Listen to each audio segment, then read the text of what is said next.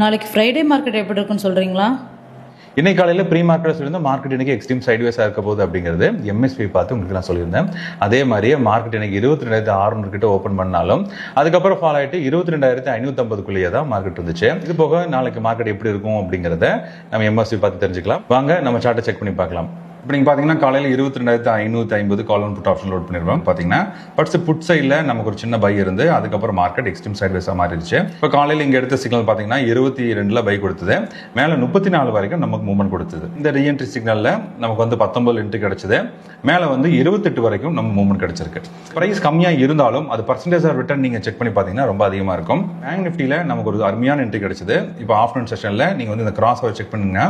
Cross over ஆனதுக்கப்புறம் நமக்கு ஒரு ரீஎன்ட்ரி சிக்னல் கிடைச்சிருக்கு. 22 என்ட்ரி கொடுத்தது, மேல ஹை வந்து 162 வரைக்கும் மூவ்மெண்ட் ஆயிருக்கு. எப்பவுமே காலையில விக்ஸ் அதிகமாயிட்டு அங்கிருந்து அப்படியே கிராஜுவலா இறங்கி 0 கிட்ட டிராவல் ஆச்சு அப்படின்னா ஆப்ஷன் பிரைஸ் ரெண்டுமே ஸ்குவீஸ் ஆயிருக்குன்னு அர்த்தம்.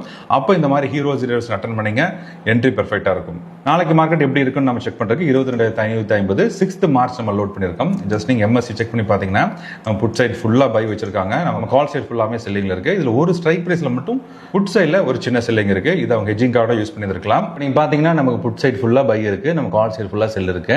22,550 மட்டும் நமக்கு ஒரு சின்ன செல்லிங் இருக்கு. இதை ஹெட்ஜிங் கார்டா யூஸ் பண்ணியிருந்திருக்கலாம். நாளைக்கு மார்க்கெட் நமக்கு ஒரு கேப் டவுன் மார்க்கெட் மாதிரி தான் தெரியுது.